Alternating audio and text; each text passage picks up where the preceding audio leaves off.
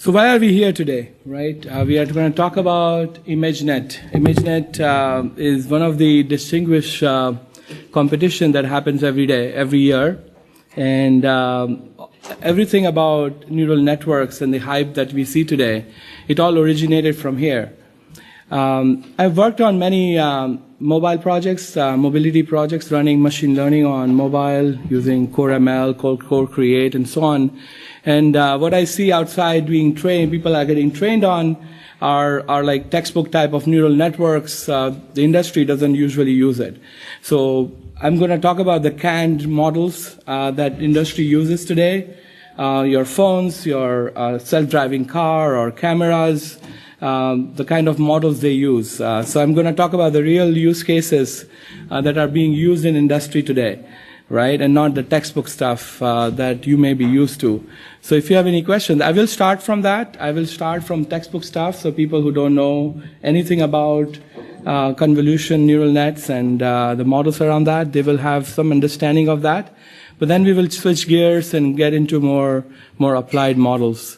And we will conclude today with the state-of-the-art work that's being done today with the region proposal-based convolution neural net, the RCNN, the fast and faster RCNN, and also the mask RCNN, and then you only look one time, YOLO, and other models. So that's the focus of the talk today. If you have any questions, please stop me. I will be able to answer them.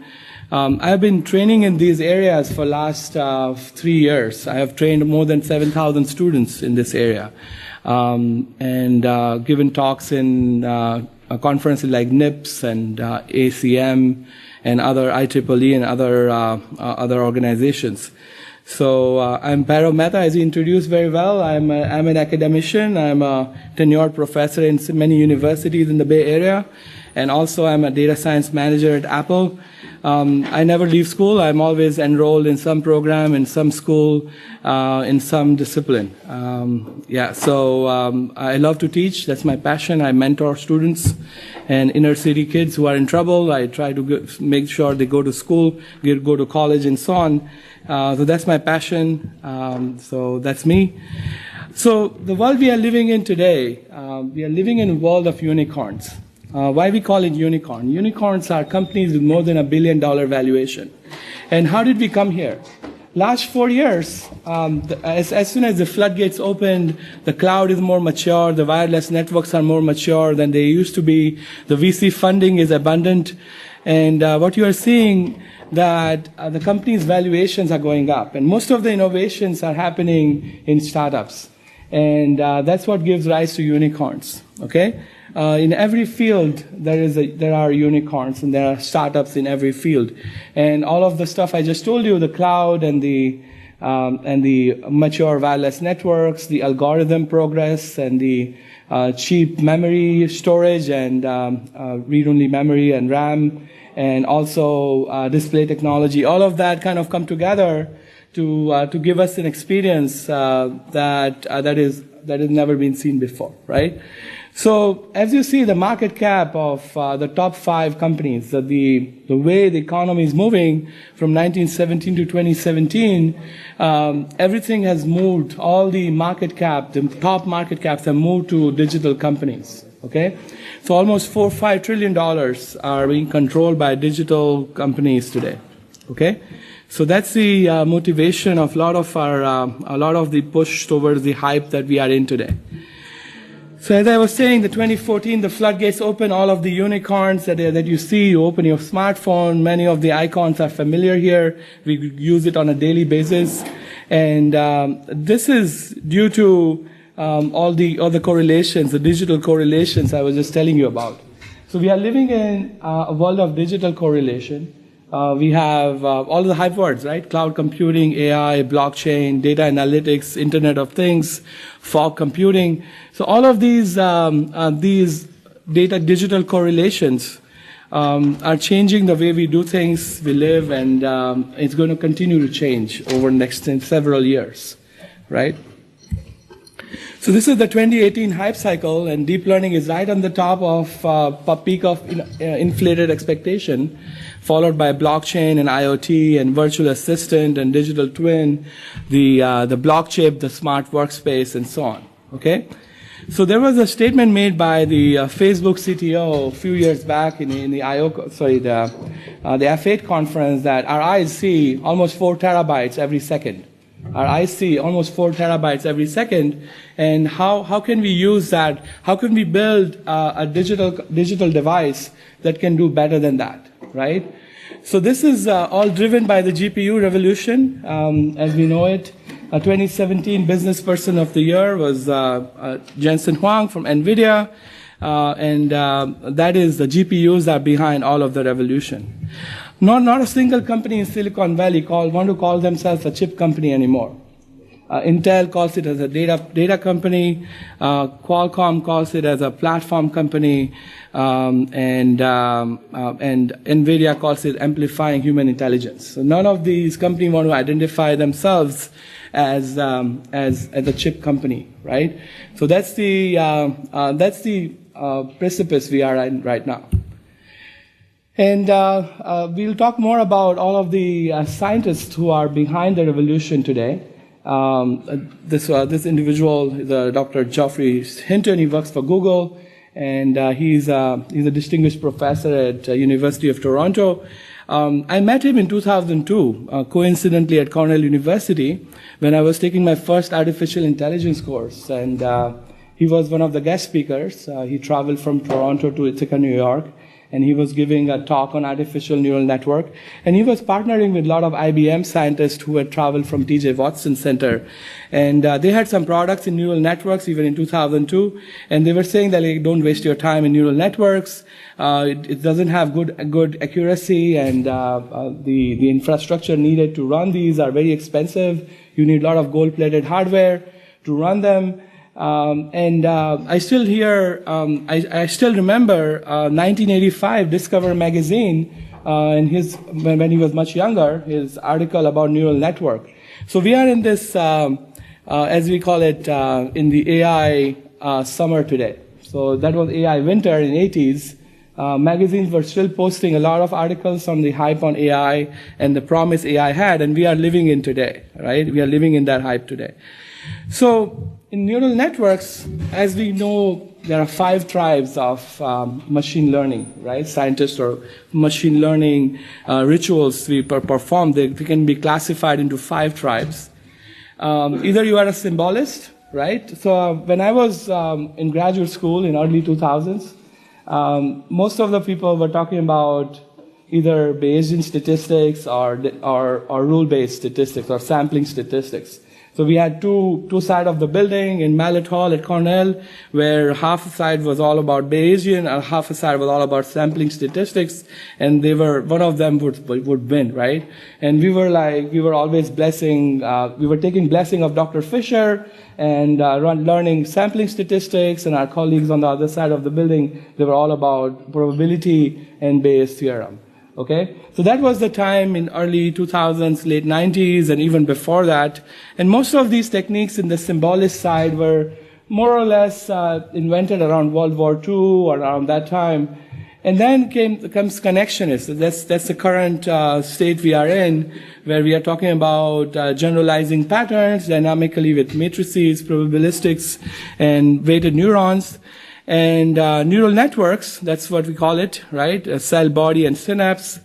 And there are fourth evolutionaries. The fourth tribe is evolutionaries. It's all about genetic programs, generating variations, and assess the fitness of each for a given purpose. And then there's analogizer. So I took a lot of courses in operations research and mathematical programming. And that's more, I can relate this to more optimizing functions in light of constraints.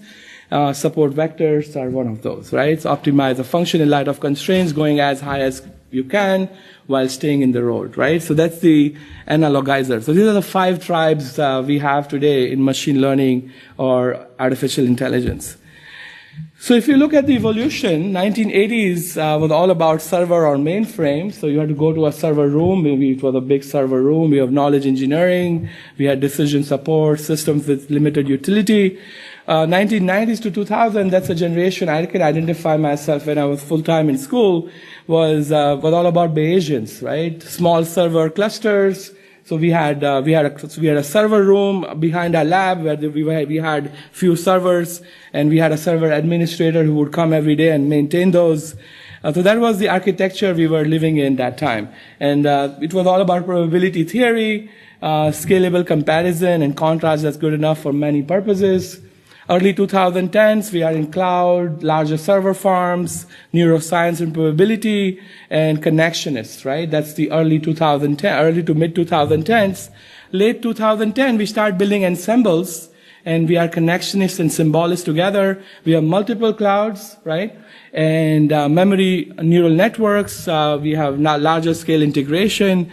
2020 plus, we combine all of it together. And we have clouds and fog computing. And 2040 plus, we are talking about server ubiquity, right? Best of breed, meta learning, and so on. So we have this evolution of compute. And why I'm showing you this, because I'm going to relate to this and later on in the presentation. So now we get into a meat of things, right? So 1899, that was the first time Santiago Ramon discovered or given a name of neural net models.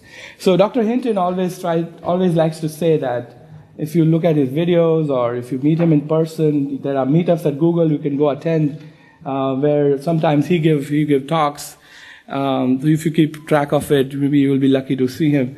So he always says that neural networks in neuromorphic or neuroscience, they use fruit flies. They use fruit flies to do a lot of research. So they remove neurons from fruit flies because it's easier to remove. And this is the example of those. This is one of the fruit fly neurons, right? Dr. Rosenblatt had pulled, and it is being shown here on a petri dish, and that was Dr. Santiago Ramon. Then 1958, Dr. Frank Rosenblatt, he discovered, he gave a name as a perceptron at Cornell University. 1984 is backpropagation optimization. That's Dr. Hinton again. He gave a name backpropagation optimization, and he again said last year that we need to go back to the drawing board and redefine backpropagation as capsule networks, and we'll be talking about capsule networks today. 2010 was all about recurrent and deep feed-forward networks. So Dr. Bengio, Dr. Goodfellow, and all the other scientists, they have developed recurrent neural networks and deep feed-forward networks. I was in one of these rooms, I think it was the G room, Peninsula G, 2 days back, and full day LSTM, RNN workshop. And they were talking about, okay, Facebook does more CNNs and Google likes to do LSTM. So that's the dilemma we are in today. And the way we are modeling neural networks today, we have inputs, we have weights, we have neurons, we have activation functions, and we have output. This is a very easy way to understand a neuron. Okay, there's no, we don't have to overcomplicate things when things are so simple, right? I like to do that. So I also had conversation with Dr. Andrew Ng, right?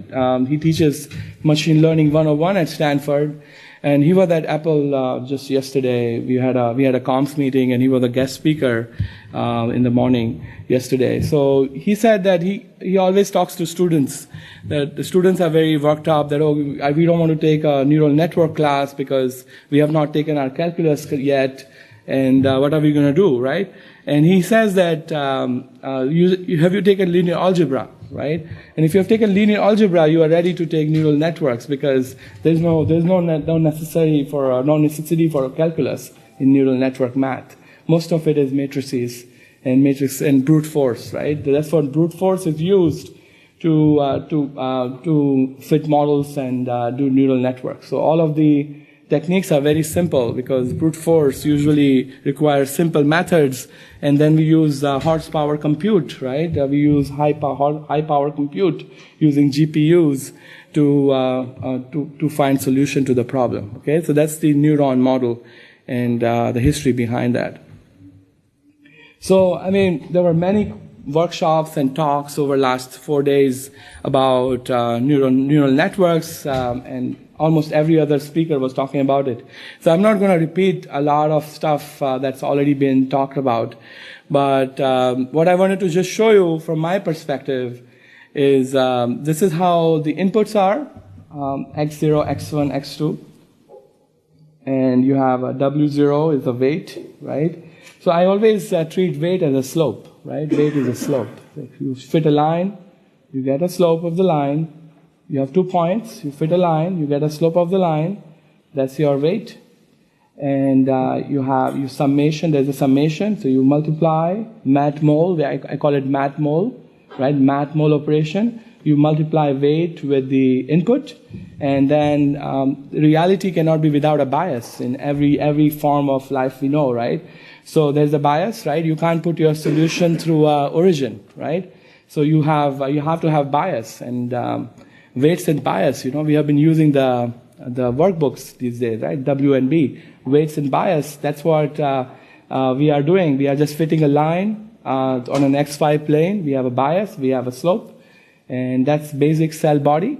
And then whatever input you got, right, you need to convert it into 0 and 1s, and you need to fit a non-linearity in the problem, right? So that's why the activation functions are there.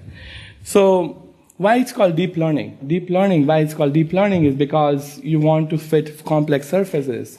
And as Dr. Alex, who won the first ImageNet competition using neural networks, he mentioned that going deeper is going to give you a better, richer model, right? So 1 neuron, you get a linear model. 2 plus 2 neuron, you get a quadratic or a cubic surface. And 10 plus 9 neuron, you're going to get a higher order surface. And you can continue to go deeper. The latest and greatest networks we have is ResNet for Microsoft that has hundreds of layers. Okay, so that's the beauty of this. Okay, and this is from Dr. Ng. Dr. Ng says that older algorithms, as we know it, you can name all the algorithms we know today: nearest neighbor, or classifiers, or binary classification, random forest, naive Bayes. You name it, SVM, those are older algorithms, right? So as you put more and more data to those algorithms, at some point their performance will plateau for a given data set that's being inputted. But deep learning will continue to improve, and performance will continue to improve. And as you say, there's small and medium-sized companies, there's a quality gap in AI products, and then there's industry giants. They're able to outperform even the SMBs here. Okay. So this is the history of AI. 1958 was Dr. Rosenblatt. He named perceptron. 1974 was backpropagation. 1995 was kernel methods at Stanford. ConNet was 98 for Dr. LeCun at NYU. Then we have restricted Boson machine. 2006, 2007 stacked autoencoders, Dr. Bengio, Dr. Goodfellow in 2014 is adversarial networks, and Google Brain Project, AutoML, you name it, the names continue to change.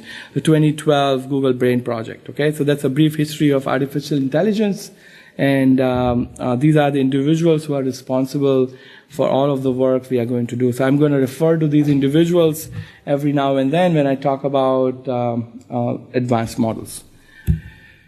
So 2006 was a breakthrough. So there were several events that happened before that. Eliot Spitzer, he was the Attorney General of New York City. He brought in all of the memory companies to discipline. They were fixing prices in early 2000s. So a lot of these individuals were prosecuted, and the memory prices cratered because in general memory design were a commodity. But all these companies who were manufacturing memory, they were colluding, right? And they were fixing prices. So after they were all put to justice, the memory price is cratered. So currently, memory, the RAM memory is a few fraction of a cent per megabyte. It used to be few dollars per megabyte then. That's why we were able to store data, more data, right? Faster hardware, GPUs, CPUs, multi-core CPUs, working ideas on how to train deep architecture. So that was all happened around 2006, and Dr. Jensen Huang, he calls it the Big Bang in the industry. Okay, so he called it a Big Bang in the GTC conference a few years back. So big data, GPU power, and algorithms. So as we know, we continue to create more and more data out there. We have a whole conference on data science here. We are talking about 40,000 exabytes by 2020. The CPUs are good for logical operations. GPUs are good for doing repetitive brute force operations. So they were good for 3D gaming. They are being used today for all different type of deep learning AI type of applications. So I want to share with you a story on this, right? So I have a lot of friends who work in NVIDIA for a very long time, and around 2010, 2011 timeframe, they were all called to a meeting. NVIDIA was not doing well at all. Their mobile chip was not working, the Tegra chip they were making. And the CEO of NVIDIA called all these confidants to a room, and he said, we are going to help build the autonomous driving car. And the stock was like $5 at that time. And these guys are watching each other's face. What is this guy talking about, right? And he said, we're going to build a self-driving car. Elon Musk is our friend.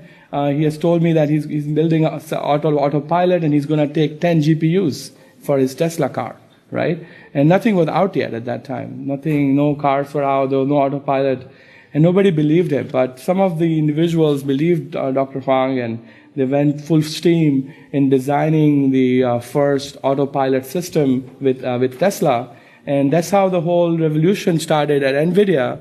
And they went to the ERL lab, this electronic research lab in Belmont, California. And from Audi, they got around 400 terabyte of video, the content for the cars driving on the street in Autobahn in Germany. They got around 400 terabytes of data, and they started training algorithms on it using GPUs at NVIDIA, right?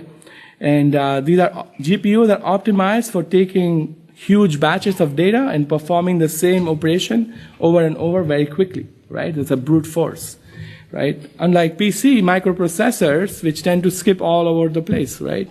So that's the logical operations, right?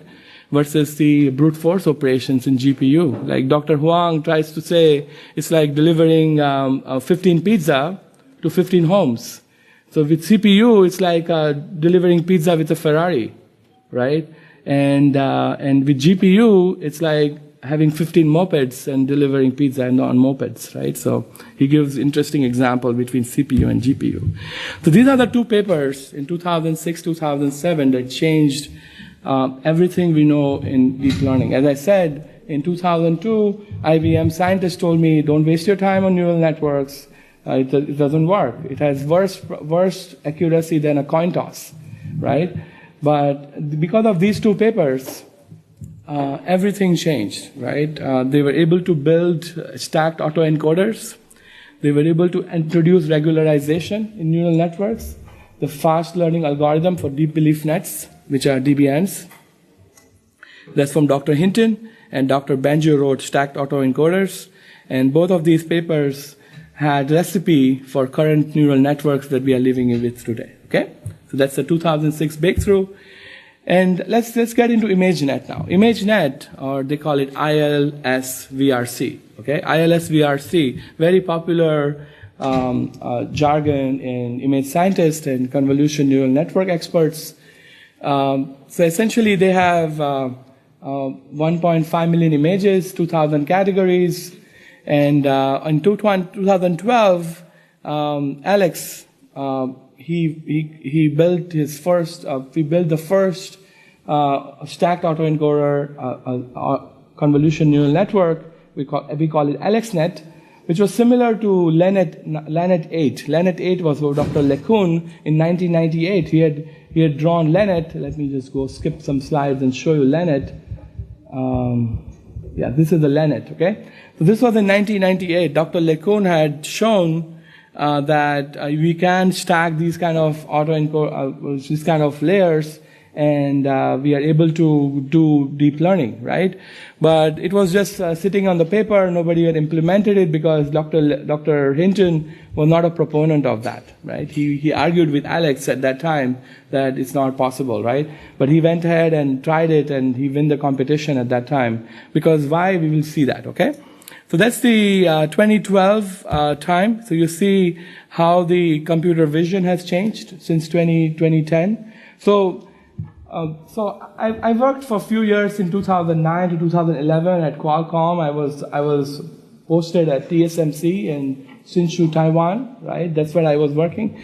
And my first project as a graduate engineer was to design vision system to measure epoxy thickness of one of the chip Qualcomm was making at that time.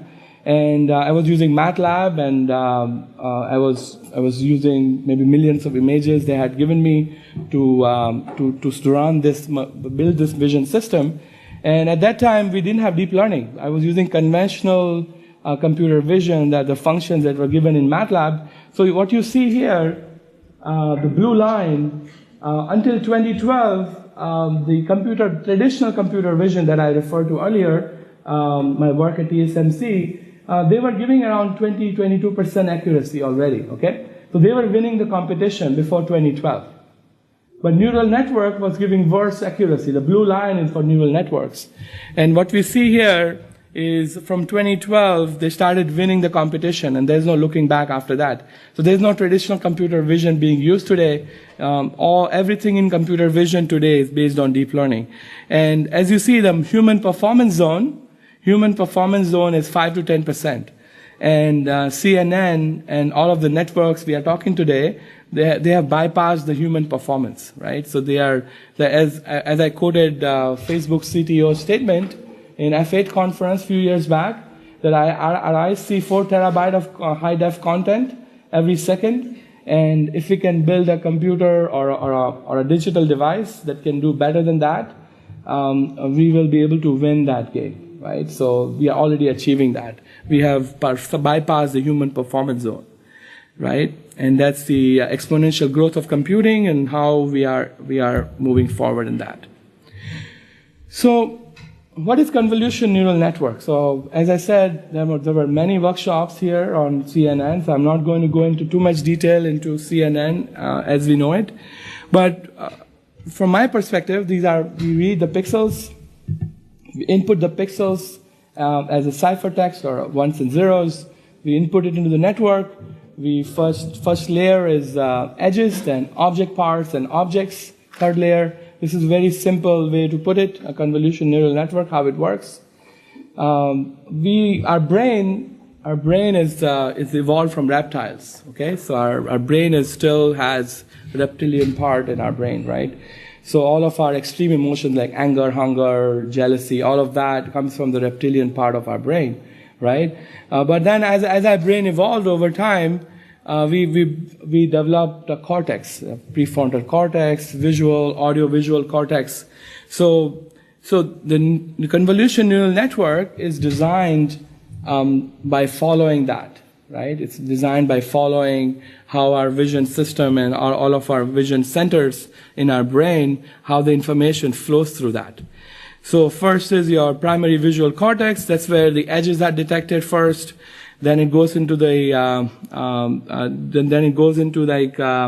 the intermediate visual forms, and then high-level object description phases. So it goes from V1 to V2 to V4 to PIT to AIT to categorical judgment to motor commands and so on. So it goes from the back of the brain all the way on the top, right? So that's what I'm trying to show here, and how the convolution neural network works. The layers are designed in the same way, okay? Layers are designed in the same way. And Dr. Hinton is a neuroscientist, right? He designed the convolution neural network, so he took inspiration from how our brains work. So we all have seen, there were quite a few exhibits here showing playground, TensorFlow playground, so you can play around with that. This is just showing you all of the inputs and hyperparameters that you can change in a neural network. You have iterations, learning rate, activation, regularization rate, problem type like classification or regression, and so on. So you can go to playground or tensorflow.org and play around with this tool. I'm not going to go into, in a traditional class, I would spend maybe 5 classes just teaching about each of these properties and how do you tune them. Here I'm going to skip that because I expect that students know this, right? The activation, we'll talk about activation. We won't be talking about learning rate, and we won't be talking about any other hyperparameters. If there is time, we'll talk, but we'll see how it goes with the exercises. So that's the neural networks, right? So we have perceptron, right? Perceptron, summation, and transformation, activation. We have dropout, regularization to avoid overfitting, right? So that's the regularization we use. Similar to bagging in random forest, we have regularization, right? So that's some of the considerations in neural network. And then we have activation functions like unit, linear, sigmoid, 10H, ReLU, and others. They are used in different contexts. So if you want to convert zeros to ones like a softmax function, use sigmoids. 10H is -1 to +1, used a lot in audio type of signals. Most of the time we use rectifier linear unit because it's fast, it's more expressive than logistic functions, and it prevents vanishing gradient. So that's why we use rectifier linear unit in most of our examples, and we will see that today. So convolution neural networks, essentially it divides the image into several filters. Like our eyes see a bigger image. So if you have a big image, you kind of scan through the image, right? And we have a filter size. So essentially, you take the full image and you break it down into smaller pieces. You are going essentially like this here. So if you see how this is moving, it moves the strides through the image, a 3x3 filter, and how it propagates through all the way down to the last level, the output volume, right? So that's what convolution is all about, and that gives more details about the image, and it gives you more details about how the image is constructed and what the content of the image is. Okay, and then we do several filters, and over time it goes back. Okay. So that's the convolution neural network, convolution, then we do pooling, then we do another convolution, then we do pooling, then we do fully connected layers and output layers. So these are some of the stages of convolution. And this is important for you to understand for this class because we are going to go through a lot of these models, advanced models, and when we do the exercises, we will appreciate what those models are. And essentially what they have done is they have taken these kind of configurations and they have added more layers to it, right? And as I said, it's deep learning. So as we go deeper, you get more details. You can get more details. You are able to detect the objects better, right? And you are able to improve the efficiency, the accuracy of the model. Okay, so this is a classic one, maybe a LeNet 8, I can call it. Convolution, ReLU, pooling, convolution, ReLU, pooling, and fully connected. So you do convolution, then we do transformation, something like this. So you're seeing a car, and the car is getting transformed in the next step here, and you see the number of filters. It's 16 filters here. 32 by 32, that's a pixel size. How many pixels are in the image? It's 32 by 32 image. So I'll show you much better visualization of this.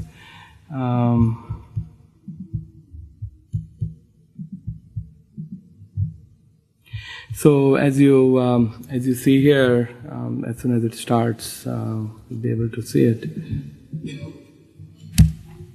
Okay, there we go.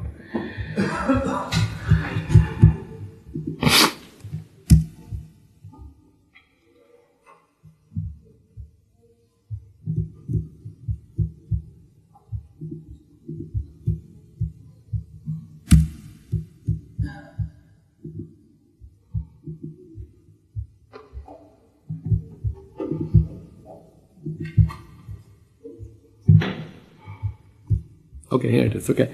This is just showing minced. The other one was CIFAR 10. Maybe it takes a little longer to internet speed or whatever it is. So as you see, the first is you are seeing first input image, 32 by 24 by 24 image, 24 pixel by 24 pixels. Then what we are seeing is the convolution, 24 by 24 by 8. That's a 8 filters we put through. Right, the filter size is 5 by 5 by 1. Then we are looking at rectifier linear unit, where we are doing a transformation.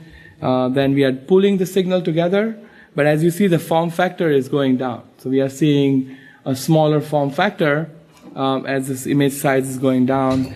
And then we are doing another convolution after that, and the form factor keeps going down, and more details. We are increasing the number of strides, and the size of the filter goes down. And we continue to do that, and we pull it, fully connected layer, and then we do a softmax where scores are converted to probability, and we are seeing the information here about detection of the object. Okay, so let's go back to our slides.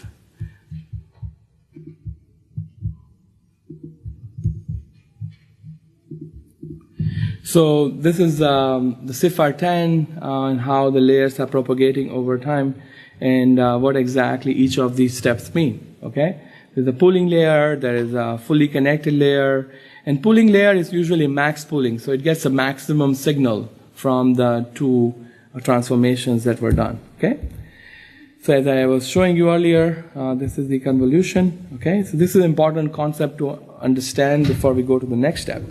Okay.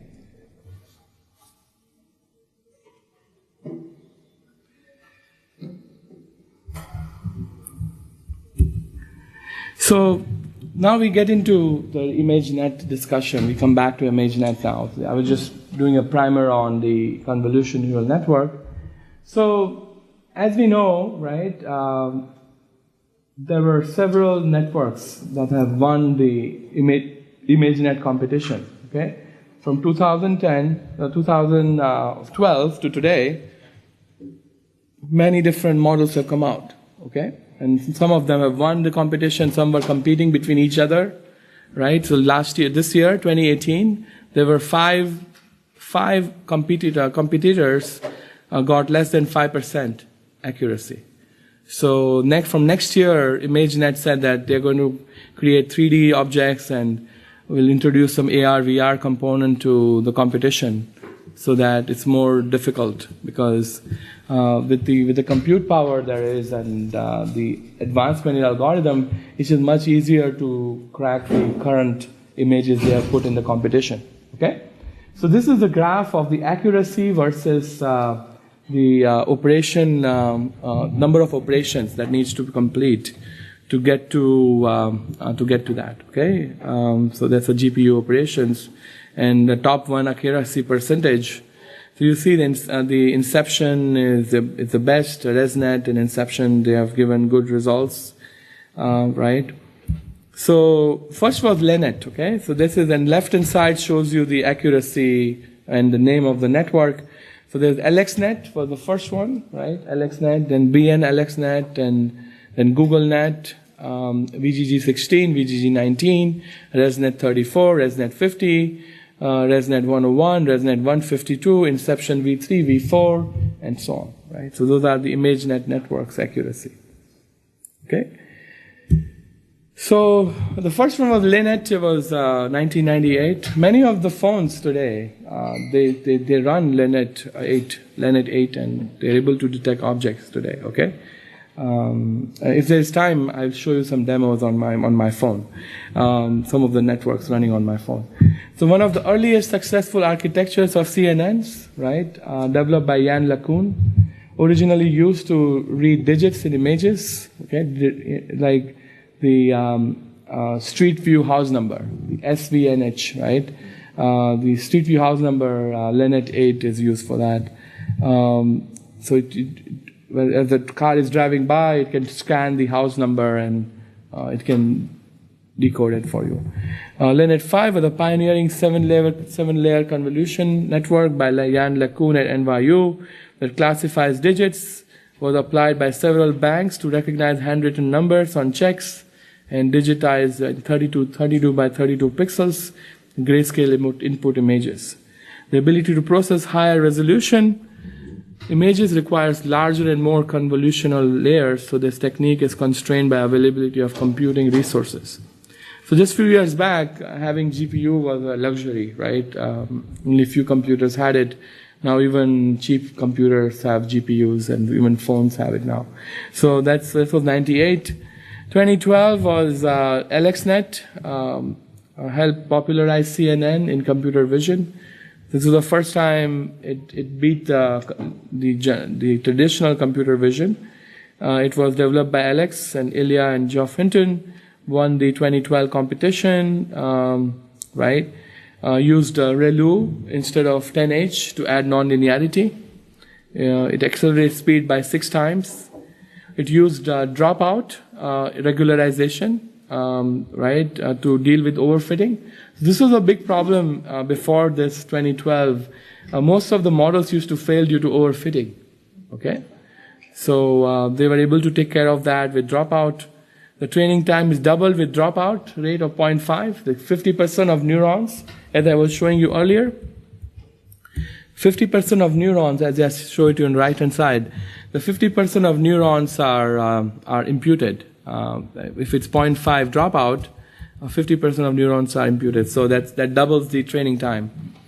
It uses data augmentation techniques that consist of image translations, horizontal reflections, and patch extraction. So this is an interesting image augmentation is interesting because if you don't have enough data, right? If you want to 10x your data, what you do is you augment your images. So you flip the image, you mirror the image, you whiten the image, you add some noise to the image, you offset the image out of the frame.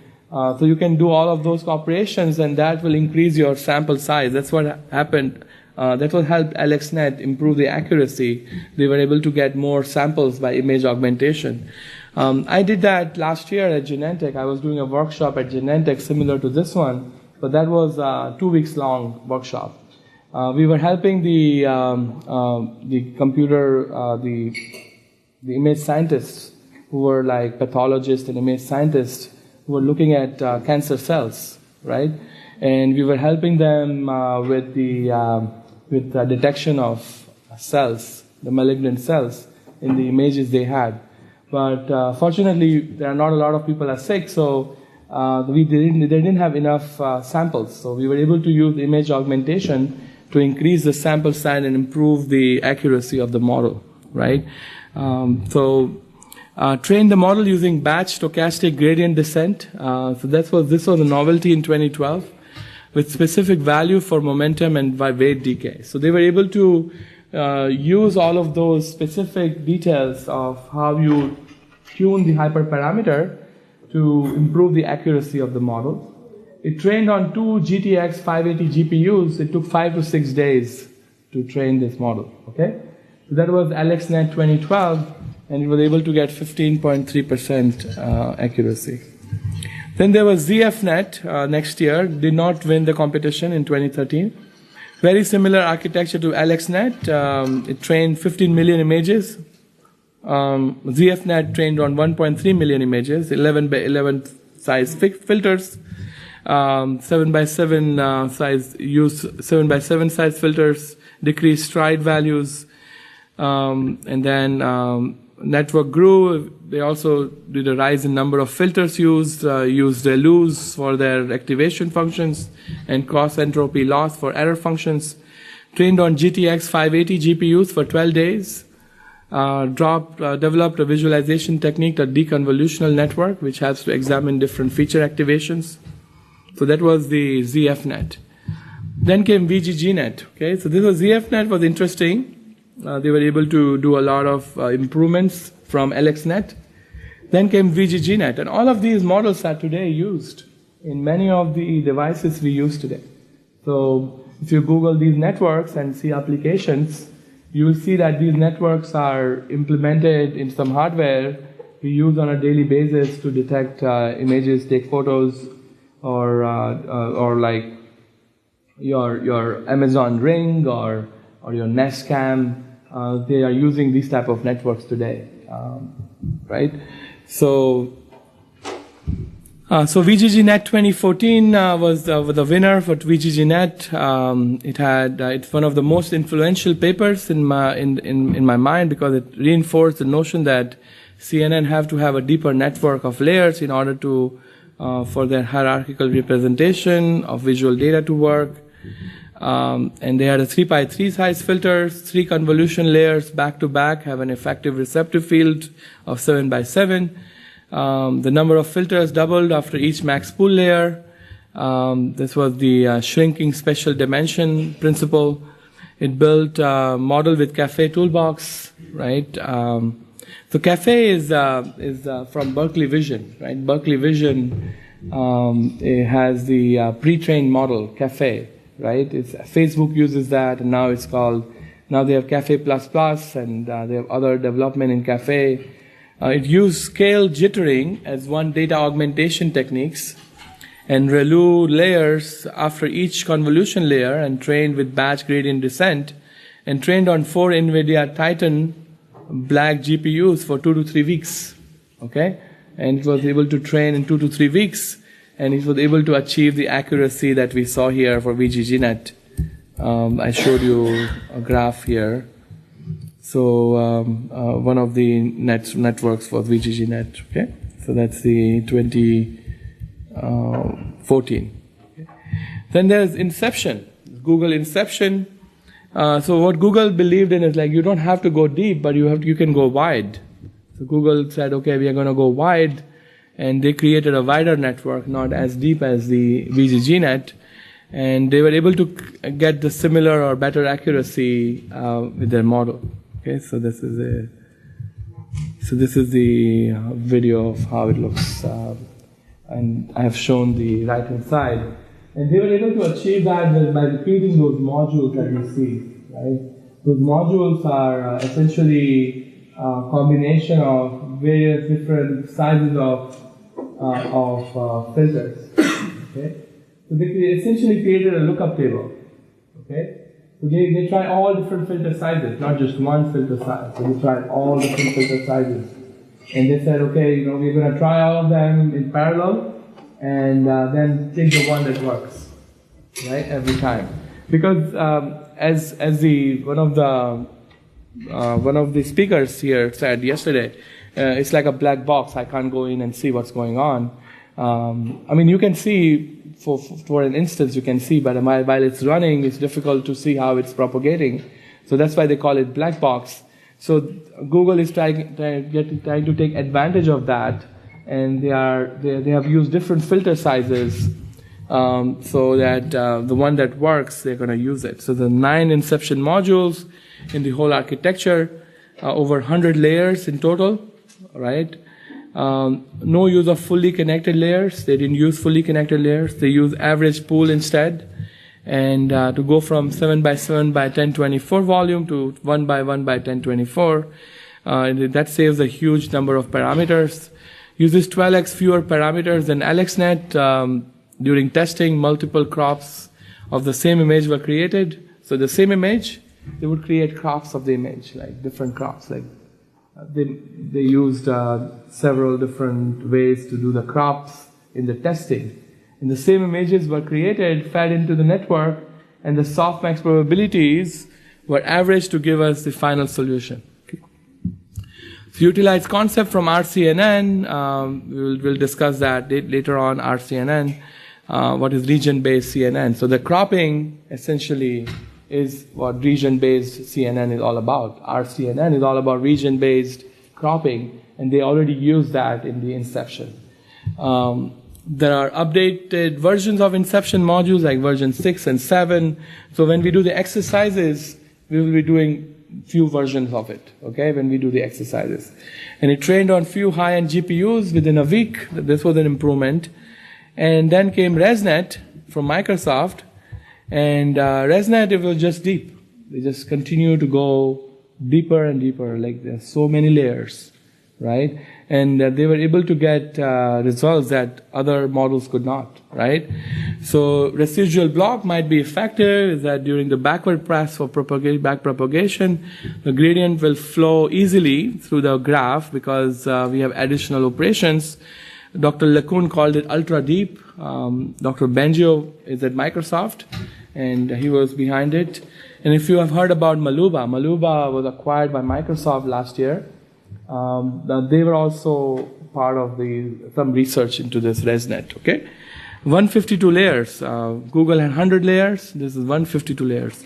Interesting note that after only the first 2 layers, the spatial size gets compressed from input volume of 224 by 224 to a 56 by 56. And the naive increase of layers in plane nets result in higher training and test errors. The group tried 1202 layer network but got lower test accuracy, so they went back to the 152. 8 GPUs, they use 8 GPU machine for 2 to 3 weeks to train, and they were able to get, so they have this residual loop around the weight layers, so that kind of gives you ease of transfer of data, and that helped them improve the model. So that's an inspiration for the RNNs. And this was 2016. This was 2017. There's a typo here. So they, so a lot of scientists from Momenta and Oxford University, they came up with the squeeze and excitation network, what we call it CNET. That when the competition and it was a novel architecture. They used both the ResNet and they also used the Inception. They combined together. And they try to build a network, and that got better results. Okay, so they use the squeeze and excitation block that adaptively recalibrates channel-wise features, responses by explicitly modeling interdependency between channels. Okay, so the state-of-the-art CNN at minimal additional computational cost and better accuracy.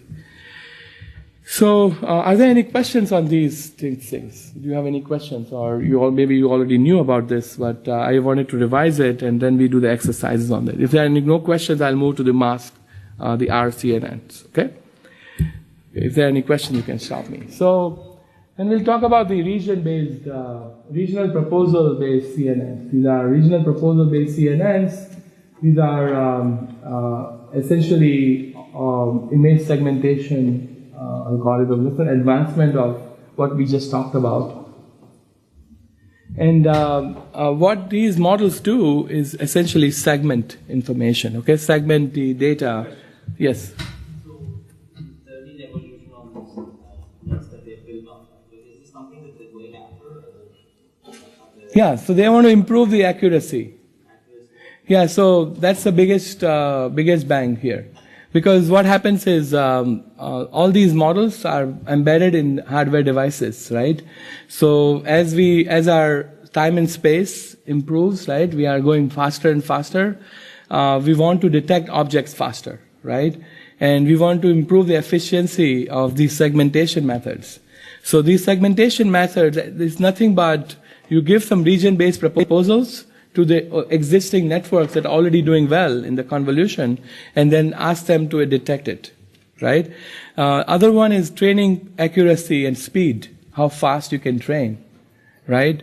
So the projects I work on, right, we build algorithms to make the phones more efficient from power management perspective, right? So if you can use one of these models, some of these models to do that, it'll be amazing, right? So they are trying to improve accuracy, the speed of training, less and less compute needed, so you can put it in a smaller form factor, right? So all those are the goals, essentially, right? And if they can do it with lesser compute, right? And they are able to do it faster and more accurate. So all these efforts are after that. But as you see that these efforts are not something algorithmic, right? They are more brute force based, and they are more intuitive than any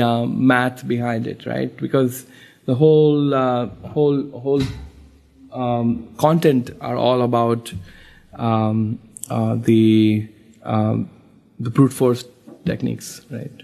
So there's no science as such. So, yes.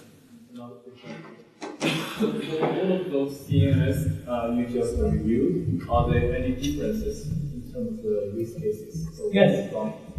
Yes. So when we do the exercises, we will do more, but the use cases, essentially, many of the use cases, like the first one, right? I talked about Linux. It already was used at that time to read the check, handwritten checks, right? Some are good at reading handwritten letters. So I have a friend who founded a company in Oakland, California called Capatricity. If you have heard about Capatricity. Capatricity, that's what they do. They are able to detect and predict what's going to type. Like you type with your cursor handwriting, and it will type it for you. Read and type, right? And you can store that somewhere, right? It builds apps to do that. So some are good at that. Like some networks are good at that. Some are good at images, right? Some are good at objects, right? ImageNet, the 1.2 million images of 2,000 categories are all your household objects, like a broom, a bag, a computer, a projector, table, chair. So those are the type of categories there are. So these models are run against those. Right? Those and the efficiency and accuracy is measured against those objects, right? So some are good at handwritten words, some are good at detecting objects, so there are use cases around that, right? But in general, if you take all the ImageNet objects, that kind of covers a lot of. I have a slide that shows accuracy versus object type, okay?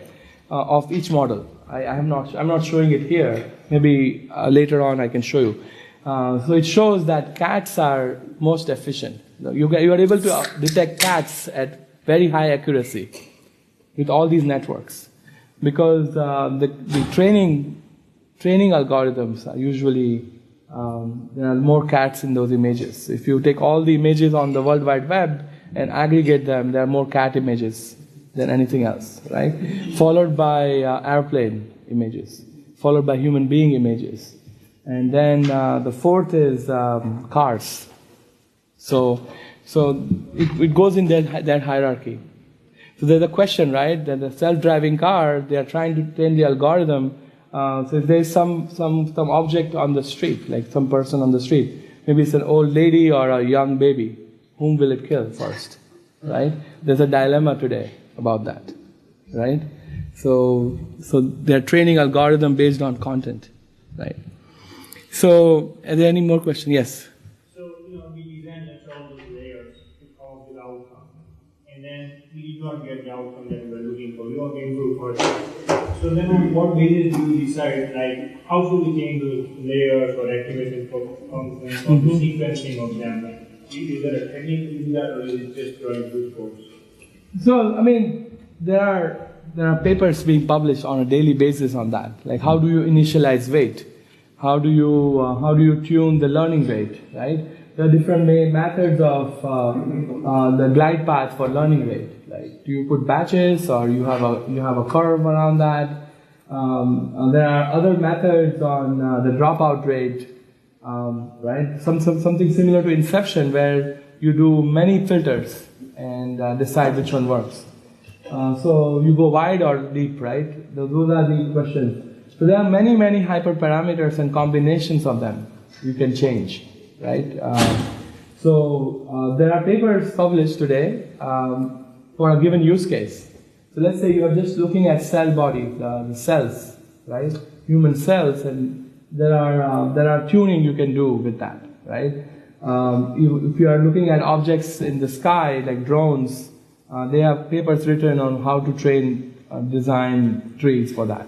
So that's another way to take advice on how to train a given content and get better results, right? That's how I would do it.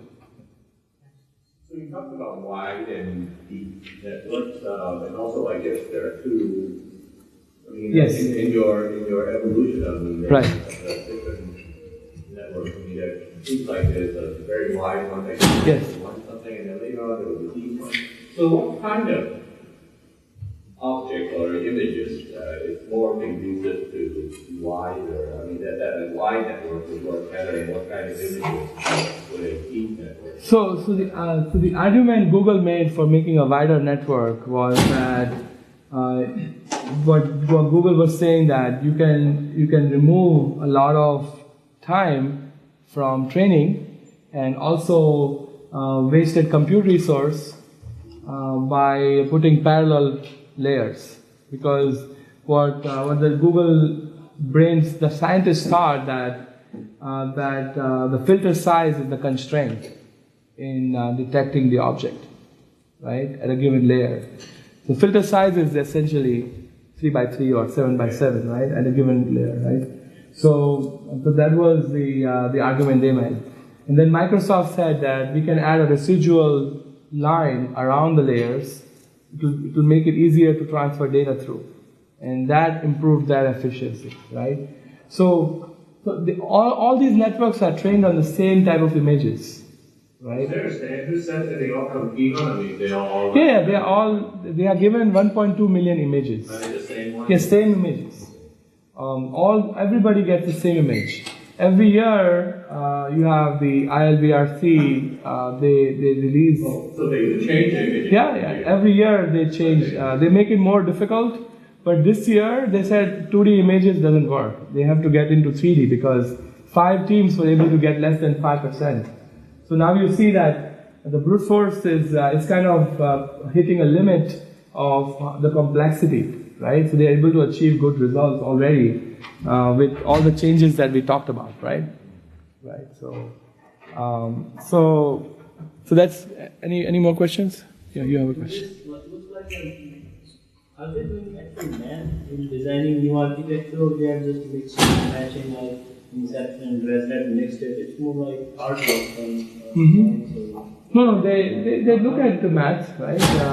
But the methods are still, you're right, they're more, there are tools to do math for these layers and calculate the signal to noise. So if you read about each of these models, there's a lot of calculation in the paper. If you read the paper, there are quite a few things they did to calculate the learning rate, the decay, the dropout, and see what hardware they will need to train and so on. So they do the experiment first and then they work out the math? So I mean, if you look at the scientists' names I showed you, this is what they are doing for all their life. That's what they are doing, right? They have not done anything else, right? So any other work, these are their focus, right?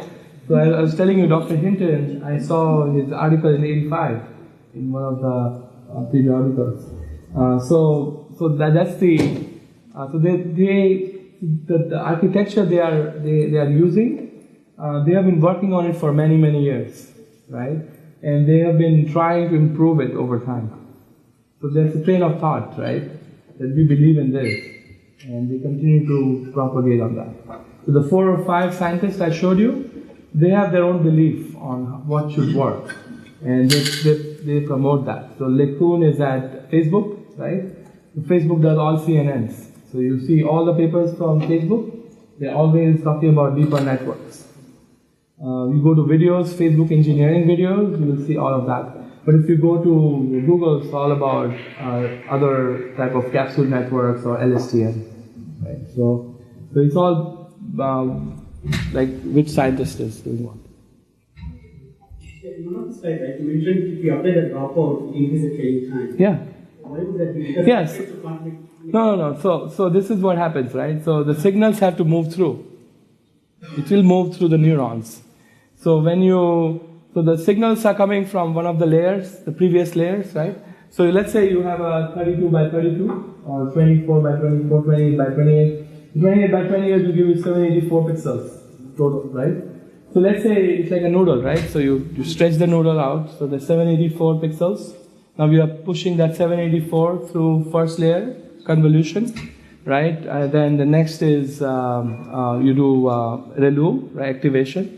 So that will transform, and then you do max pooling, right?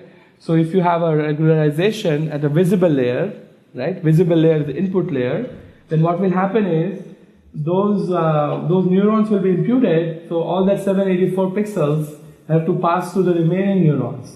So it will take a while for it to pass through those remaining neurons. That's why it takes longer, right? Yeah. So just for curiosity. So I understand when we compare these models and fine-tuning these things and using for the applications of like transfer learning, can you really fine-tune these? Yes. I have an exercise on that. Okay. Yeah, today. Yeah, I mean one of the exercises are exactly that. So one is on ImageNet, another one is on Inception. So it will take some time to train, so you can try it here. I will show you the running example. Right, and it has instructions on how to do it. So if you don't complete it here, you can do it at home. But that's what a lot of people do today, is take these models, and that's a lot of startups pitching for that, right? So there are a lot of people who try to take these models and then do transfer learning, like take the last few layers and take the new content and train only on those, right? Because all of these trained models are already embedded inside Keras, with the training data and weights and everything. So you can just call a function in Keras and you don't even have to train because it's already trained on ImageNet and the weights are stored. So that's how the cameras, your phone and all that, that's what they do. They just take the Keras weight models and they try it. Then they train on their own content. Right? Any more questions? No questions? Okay, all right. So the next topic is the regional proposal-based convolution neural network. So the fundamental aspect of it is essentially in your machine vision, you have 4 tasks, right? You have your classification, localization, semantic segmentation, object detection, and instant segmentation. Okay? So those are your tasks that you do usually. Okay? So what we are focusing on here is object detection. Okay? And object detection, that's what you care about, right? In the end, what is important, right? If you are building a self-driving car, self-driving drone, or object detection system on your doorbell or at your home, for your robot, that's the most important thing. How accurately you're able to detect the object and segment them, right? Those are the 2 things that are important. And until now, what we have been talking about were all about classification and detection. But now we will talk about segmentation, okay? So first is your semantic segmentation, then classification, localization, object detection, and instant segmentation. So these are the summary models, like these are the 4 models we'll talk about here. So they continue to use the models we talked about, like the VGG or ResNet. That's a deep CNN that you see here on the right side, right? So you go from bottom to top, right? Bottom to top. So that's your image, RCNN, region-based CNN. You have the deep CNN, that's your ResNet, or it can be a VGG, or it can be a, what other name we have, right? We have Inception, right? There are so many other names, right? Squeeze and excitation layers. So you can use any of that here on the deep CNN. And region proposal is essentially that you give the image or the content that these are all the objects that's possible in here, okay? So, because, I mean, there are a finite number of objects out there. There are no aliens running around, right? We know what objects are out there on the street, right? So we have cars, we have trees, we have people running around, babies, kids, older age people. So you have carriages, you have all different type of automobile, right? So you can put region proposals to that, right? So that's a pre-trained deep convolution neural network. It's independent, right? And then you fine-tune the region CNN features after you detect and put the region together. And then you have a box offset regressor, right? Box offset regressor, and an SVM object classifier.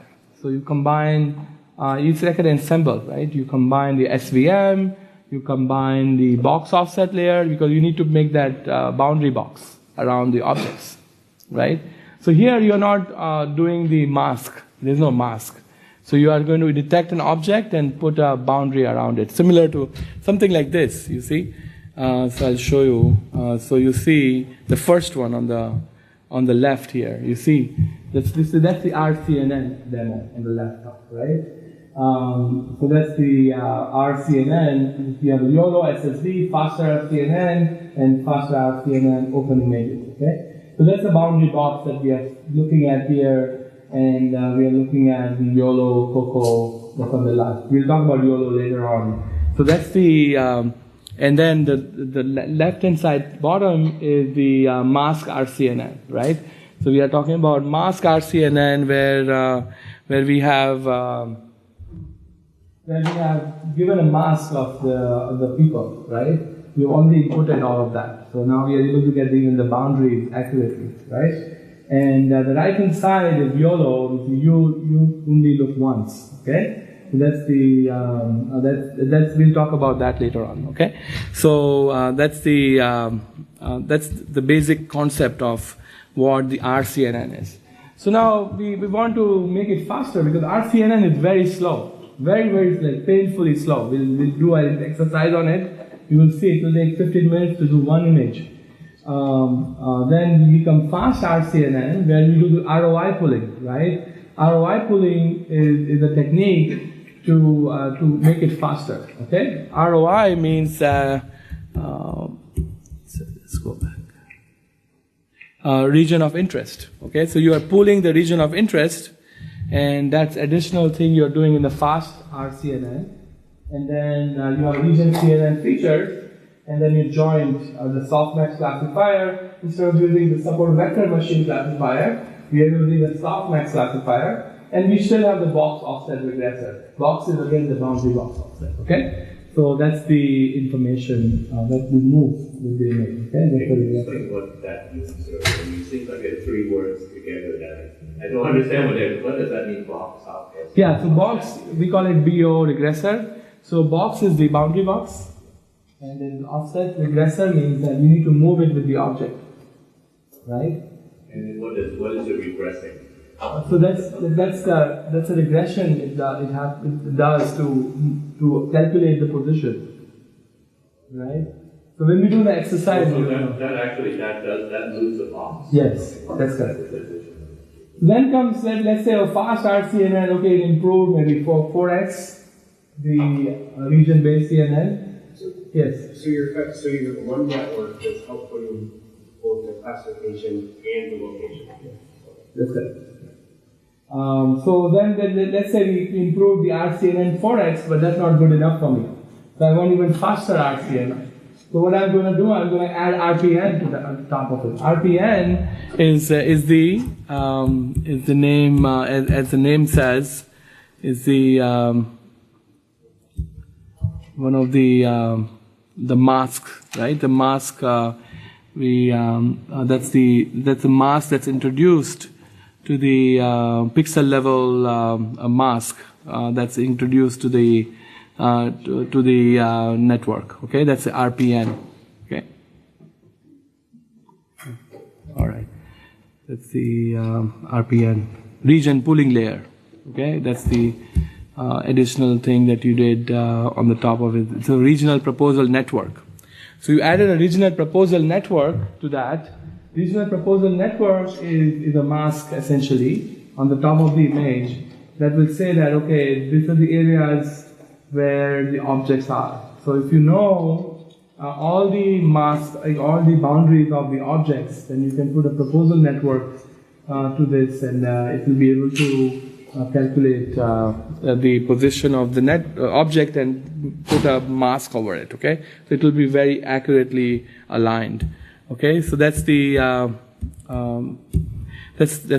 mask RCNN. That has the regional proposal network RPN. You added to that, and that added a mask to the image. We do that in the cell geometries also. So the project I did at Genentech, we did a lot of these masks for lung segmentation. So if you want to detect tumor in the lung, then we would give this RPN for the lung geometry. So then it will only capture that and remove it for us.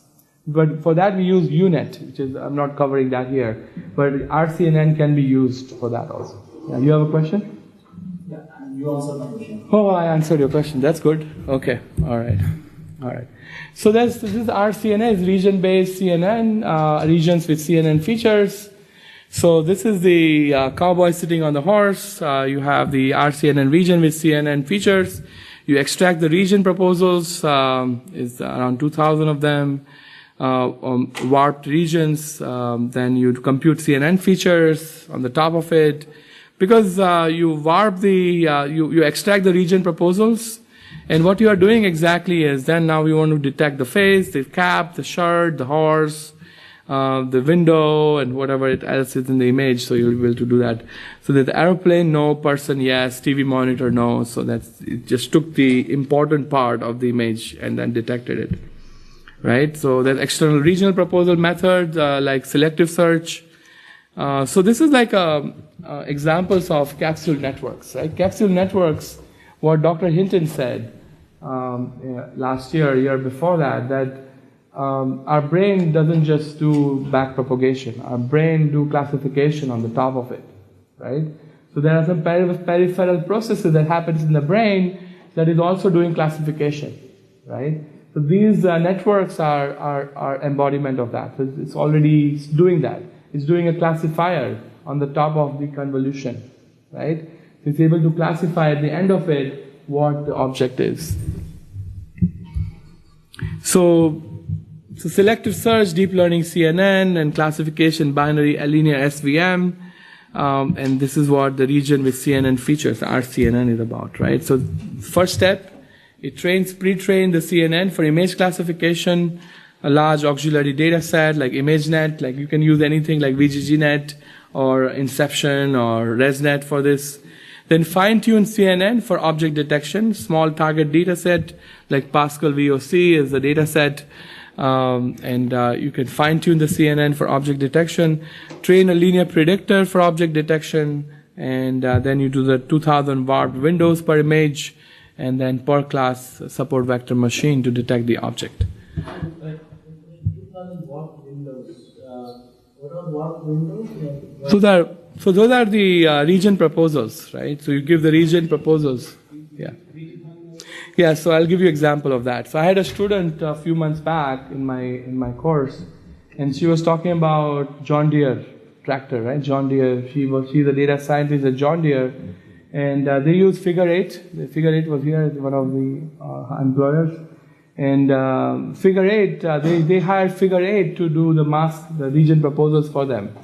So they take the images and for training, they will take the images and do the region proposals for them, brute force, manually. Even they do the mask for the weed, for weedicides. So they pull the weed with a robot, right? So they do the mask for the weed, how it looks, right? And they train based on that. And then it's a field, right? They throw it to the field, and once it's trained, they use that to train the robot and then use the weights to do the production job, right? So that's the region proposal.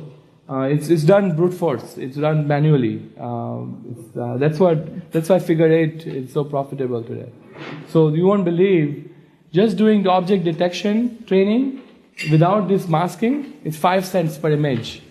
But once it goes to the masking, it's 85 cents, right? So that's the content creation, right? That's a big business these days, right? Yeah. So how region proposals work is over segmentation, greedy method to group two similar regions, repeat until single region. So they do that here. Convert regions to boxes. That helps answer his question about the boxes, how the boxes are created, and how the regions, how to convert region to boxes. Okay.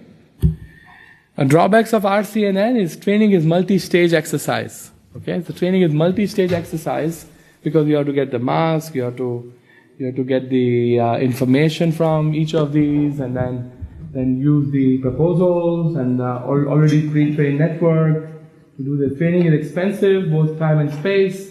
And object detection is very slow. Okay, so because we are using videos, it cannot be slow. Otherwise, you have to slow down the video to be able to do that, right? And reality is not slow in slow motion, right? So you need to keep going, right? And this will not work for that. Then came fast RCNN. Fast RCNN, it adds the ROI pooling layer. That's ROI is a region of interest. Okay, so you give region of interest layer, pooling layer. So your entire image plus object proposals was able to solve the problem of speed by basically sharing computation of convolution layers between different proposals and swapping the order of generating region proposals and running the CNN. The image is first fed through a convolution neural network. Features of region proposals are obtained from the large feature map of a convolution neural network. We have fully connected layers as well as our regression and classification heads. As input image and multiple regions of interest are input into fully convolution network. The network has two output vectors, the region of interest and softmax probabilities, and per class bounding box regression offset. Okay, so that's the output. I have a friend who works for this company called Foghorn in Sunnyvale. Foghorn Systems. They are funded by Aramco, Saudi Aramco, the oil and gas company, and they use these methods to the shape of the flame that's coming out of the refinery, right? So they get the yield from that. So the shape of the flame and the color and the segmentation of the flame that decides on what's being emitted out, right? So some of the good part of I'm not an expert in oil and gas, but some of the good chemicals are being emitted out and burned down. So that's a big loss for the company.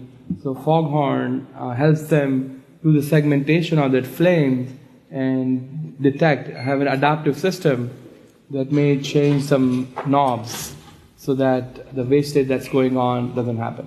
Okay? So they use this already in a lot of applications. So I'll show you a video later on how the Tesla does it, the latest autopilot, how it's able to use these methods to detect objects. Okay? Then came faster RCNN, where they add the RPNs on the top, right? There's a regional proposal network layers. It's an intuitive speed-up solution. It's to integrate the region proposal algorithm into CNN models, construct a single unified model composed of RPNs and fast RCNN with shared convolution feature layers. So that's possible, right? So that's a faster RCNN. Then comes the mask RCNN. The mask RCNN extends faster RCNN to pixel level image segmentation. Okay, so that's a pixel level image segmentation. The key point is to decouple the classification and pixel level mask prediction tasks. And based on the framework of faster RCNN, it added a third branch of predicting an object mask in parallel with existing branches of classification and localization. The mask branch is small, fully connected network applied to the region of interest and predicting a segmentation mask in a pixel-to-pixel manner. So now you are able to get the whole object mask on the top. So that's the pixel level segmentation requires much more fine-grained alignment than bounding boxes. Mask RCNN improves the ROI pooling layer so that ROI can be better and more precisely mapped to the region. Okay, so that's your mask RCNN, and you are able to do really interesting stuff with that. And then comes You Only Look Once. YOLO is also very popular. It's used a lot today in a lot of applications. You can read about YOLO. YOLO model treats the object recognition task as a unified regression problem. And so like this comes to his question about what is regressor, right? So it creates,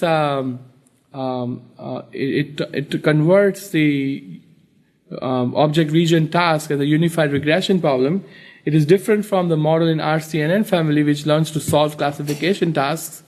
YOLO sees the entire image during the training, so it kind of scans through the whole image, right? And it sees the whole image, during the training, thus it has better performance in recognizing background in the knowledge of full context. So we'll do an example on this also. So your bounding box plus confidence, and then class probability map, and then final detection. YOLO is much faster than all these methods. Okay, so as I was showing you earlier, you have the YOLO running on the right hand side. You have the YOLO MobileNet, faster RCNN and with NAS, and faster RTNN open images, and you're able to detect objects and with high accuracy. You see the accuracy number on the top. It shows how accurately that object is being detected. Okay, and the bottom, what you're doing is you are essentially detecting objects. There is no confidence information, but the colors that you see, those colors are essentially classification of different movements. Okay, and on the right hand side, it's detecting generic objects in a fast-moving video, but it's not giving you any confidence. Okay, so it's a generic object of a person, a scooter, or a car, a home, and it's just doing image erasure. Okay, so that's the 3 different methods of, or maybe 5 different methods of doing the segmentation. Okay, and it's very popular today. Again, it's being used by most of the stuff we do today. Okay. Is it possible to do like quantification if we have 10 people in the image, the height, width, That's a question. That's a very favorite interview question, by the way. So they ask this question in almost all machine vision interview: is that can you count people, right? Or how about you count unique people? How about you have an image where your photo is repeated 5 times? Can you count you 5 times? Or how many people are in the image? You can easily do the counts. That's not a problem. but more like length and width, height and width of like page. Yeah. So you should be able to do that. But I mean, there has to be more work that has to be done. But if you have a finite number of objects that are familiar to you, and that will show up in a deterministic way, then yes, you can do that. You can measure things. So the iOS 12 has AR, right? And you can measure things just by taking a photograph. These things are much easier than that. So you can be able to do that. Okay? So what we will do now is one more thing I want to show you before we go into exercise mode. So this is the what happened here? Okay, here it is. Okay. So this is the Keras transcranial. So you can type transcranial. Let me put this link here. It's a Keras JS transcranial. I'll put the link in a keynote here. So you can read it.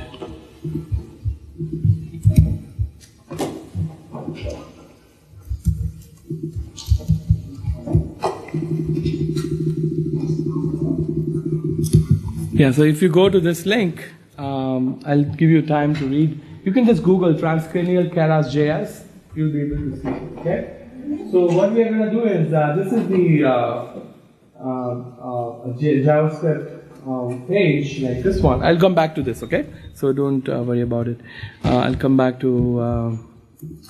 So this it opens this particular page where we have different models here. All of these models we learned today, they are all modeled here, and they can be used, and you will have a first-hand experience of inputting image to those models and see how the signals propagate through the layers, and you'll be able to see how long it takes to detect an image. You can even put your own image if you want, right? Or you can put the image they have given you in the library from CIFAR 10. The first one is just intuitive explanation on how the convolution works. So I can type this 3, and then it will do, as I showed you the ConvNet.js, it's able to detect 3 here. Okay, I can even type 2 in my language; it will still say it's 2 or 4. Okay. I can say 1, it will do it very well. Maybe 5. Yeah, so it's able to detect the objects Like if it's a number, it's able to detect. Yeah. So what it is doing is, it's as soon as you type, this is some finite number of pixels here. It's taking the pixel in convolution 2D, then activation, then again another convolution 2D, then activation, then it's doing the dropout. There were questions about dropout, and flatten, and then dense, activation, dropout, dense, and activation. So you are able to see, and the probability calculation after doing the softmax, it's able to do that. Okay. You can also use GPU if you want. You can do that. So this is the Safari, because Safari doesn't support the WebGL, or for security reasons. So I can't do. If you use Chrome, you should be able to enable GPUs. Okay. So you need more time to set it up. If you are all able to do this, we can go to the next one. How is it doing so fast on the browser? Huh? How is it doing it so fast on the browser? It's using the browsers are very powerful these days, right? So it's able to Using the compute power within the laptop. browser. Yeah. Browser. Huh? It's not doing training. No. No, there's no training in this. It's only using the weights. So Keras, the beauty of Keras is all of these weights are already embedded inside Keras. Yeah. So we'll do the exercise on that. So all the weights are embedded inside Keras. So pretty much you write your own routine to do this if you want. It will take you a few minutes to do that if you are a web developer. Yeah. So you can just call functions and it will do it. So they have given a JavaScript in Python, in Java in C++, in R. You can do any of that. Yeah. So all of these are already an API. They are giving you the API and weights, and they are also giving you a JavaScript endpoints, right? So you can do that. Okay. So that's your basic convolution net. And it's able to detect number 3 or whatever number you type. So the next is convolution, VAE. It's using a MINT data, okay? This is using convolution variational autoencoder trained on MINT, okay? So this is the, so I can emulate something here, you see? I can create, let me just go.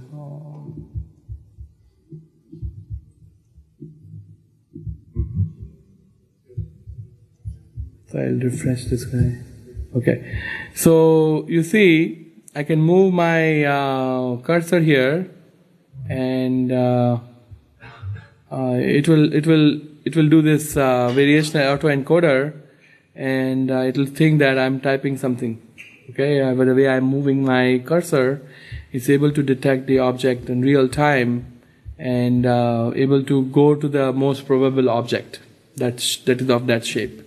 Okay, so what I'll do is I'll move to my Chrome, because this is this doesn't support GPU, because the next operations I will need GPU for it.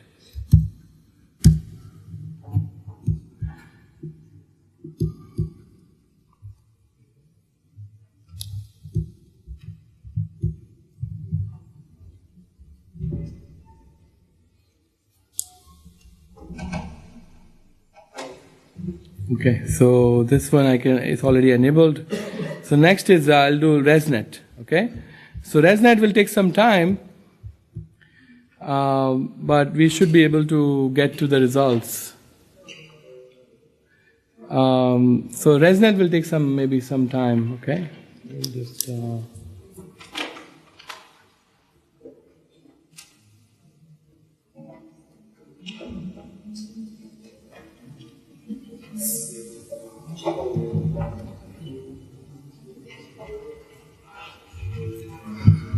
So it's loading the weights essentially. It's downloading the file, the weight file from the network.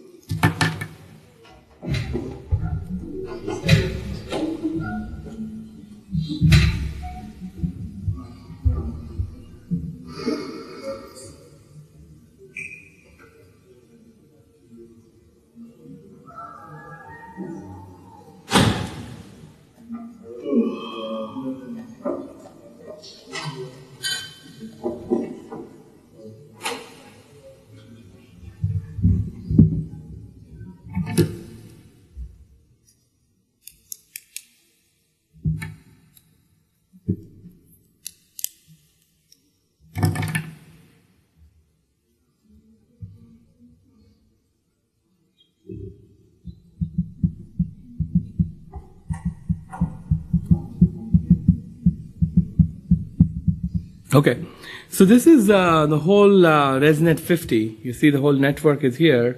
And you can see the whole network we learned in the class. Whole network is here. You see how long it's 50 layers. But the one that in the ImageNet was 152 layers. So we are running this through all the layers here. So what we'll do is we'll try to run this. We'll use the image. So they have already given me a lot of images here, like goldfish, bird, bridge, whales. I'll use the whales image. This is the whales image, and it took a few seconds to detect it's a gray whale. Okay, a lighthouse. So beacon, breakwater. It thinks that's a breakwater or lighthouse. Sailboat. So by the time,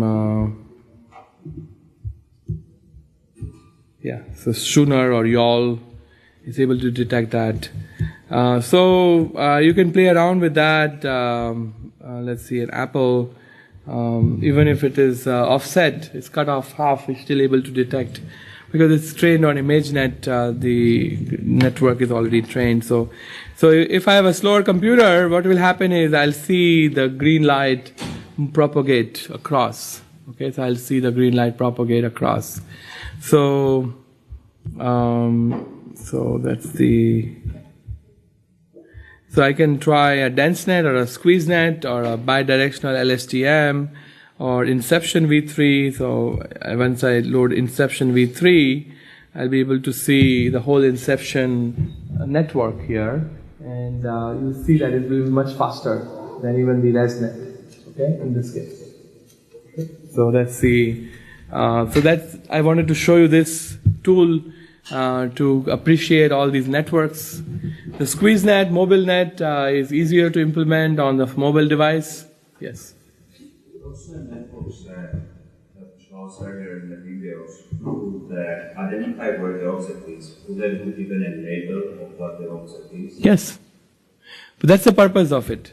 If it can't label, then it doesn't help, right? It needs to detect and segment the object. Yeah. So detection is from the network, and the segmentation is from the mask that you do with the regional proposals.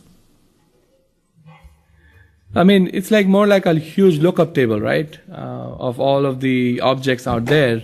It's just a huge lookup table, and it will give you higher probability of this particular object looks like this object. Yeah, because we know what's out there usually. Yeah, we know all the objects out there, we can identify them, but we don't know the position of where they are on a given basis. They're dynamically moving around, so that will help. Okay, so this is the whole inception layer. So whole inception layer is profiled here, and what you can do is you can input the image through any image or your own image. You can pull from internet, or you can just use the one they have given you, and both of them work very well if they are among the objects that they have trained on. So this is the Inception V3. That's a version 3 of Inception. Now there's version 6 and 7 and others. Okay, so that's the Inception layer. Okay, then there are other networks that are out here. You can play around with that. Okay. So this is from Keras.js, the JavaScript library that Keras has shared with you. Okay, so that's a tool I wanted to show you. So the other exercises are these. So what I want you to do is go to this link here. You can go to either of these. These are some of the demos that I showed you already. That's Keras.js. The Frank Collette is the developer of Keras. Okay, so his GitHub gives you a lot of opportunity to look at his work, and he's very active. So he keeps revising his libraries. So that's a good resource for you for Keras. Everything you want to know about Keras, you can go there and learn about it. So Keras is all these words like piano, keras, they all come from Greek mythology. And keras is like a ensemble or is like a wrapper around TensorFlow or piano or ImageNet, right? The ImageNet has a fork now that does it. So you can use keras to do all of this work. So keras applications, this link here will take you to a page where you have all of the keras libraries for all of these networks. So let's say you want to build your own website or you want to build your own mobile application. It will detect any object it takes photo of, right, or video. You want to do that. So you can use this snippet of code. It will download the ResNet 50 from the keras API, and it will, in this case, I have pulled the elephant image.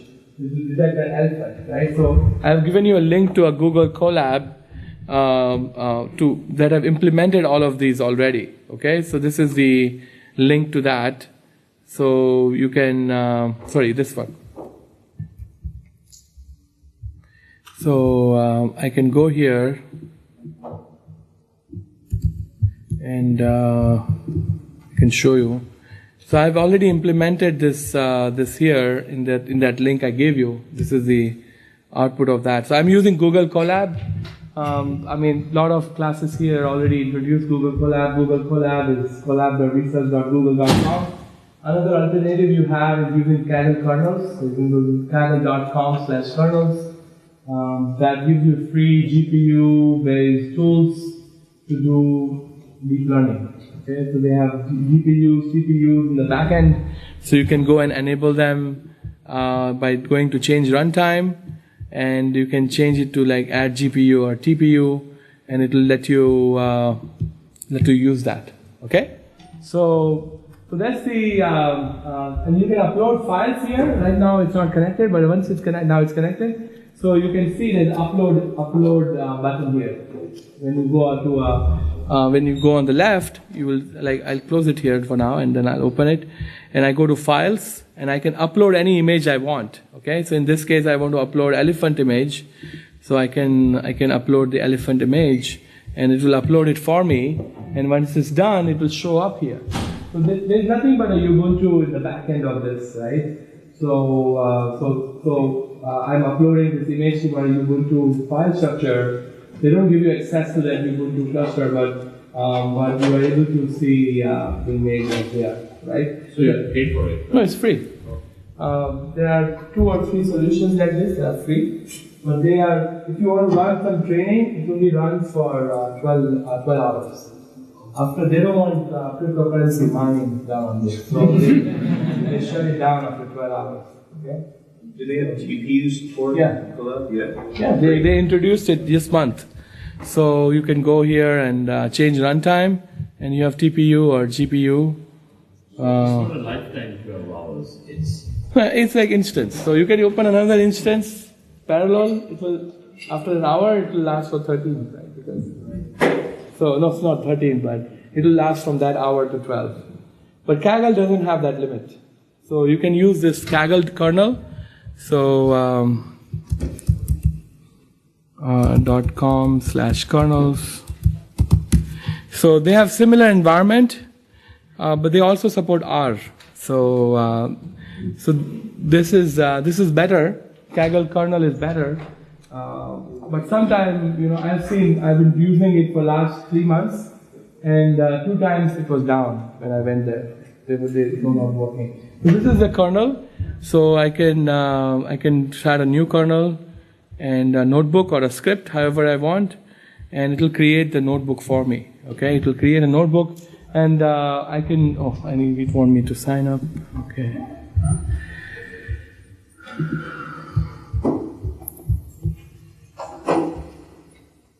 Okay, so I can start a new kernel, a notebook, and it will open a notebook for me here, similar to the Google Colab. I can copy paste any Python code here, upload any file I want. It's all free, and here it's easier, So you have GPU off. There's no TPU support here, but I find GPU more faster than TPUs in many cases. In many cases, that's a. So I switched on the GPU. I can the Docker. I can. It's the latest available Docker. Internet is blocked. I can connect to internet, and it will connect to internet. I can put custom packages as not supported by GPUs. I can put some packages here if they're not supported by the CUDA network. This is the CPU, GPU, RAM. They'll give you 14 gigabyte RAM. They give you up to 15 gigabytes of disk space. So if you have a big file, you can upload a big file and you will be able to use it. Okay?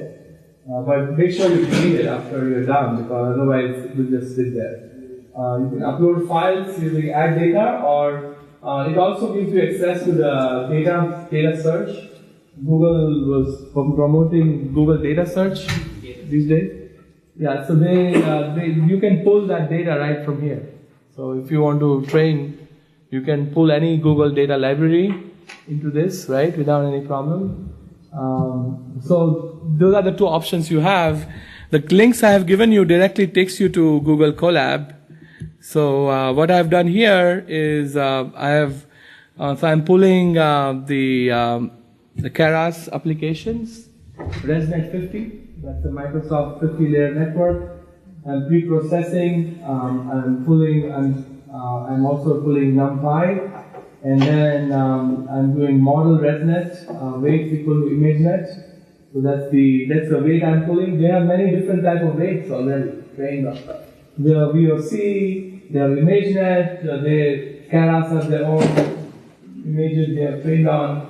So you can choose an image or TIFR10 or TIFR50. These are some common data sets in image science, right? So you can put any name here and it will pull the weights for those images. You can build your own weights and upload it, and you can pull that here. Okay?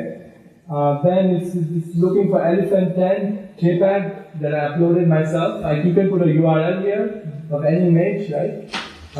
And then just a few lines and it will predict. You see in the bottom it is predicted. It's an African elephant. It's the tusker. It's 82%. It's a tusker. And then 15%. Is African elephant, right? It gave me top 3 probability of that object. Because that image, elephant 10, is uploaded on my computer, okay? So I can go here and open elephant 10, and you will see that image.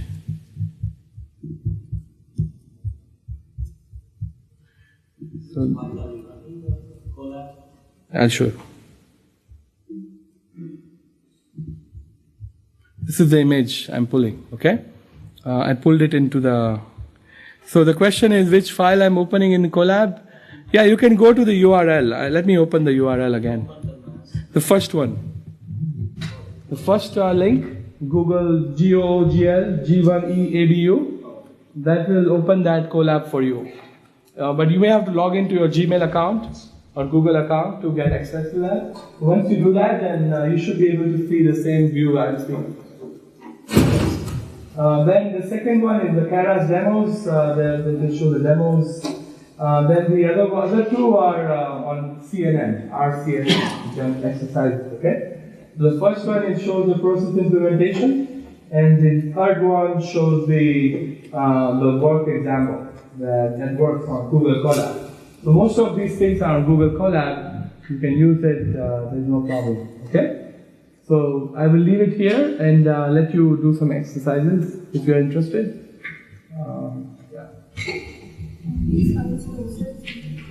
Yeah, I will give it to. I will send it to the email slides at ODSC, something like that. I have the email address, so I will send it to them and they will post it for you. Okay.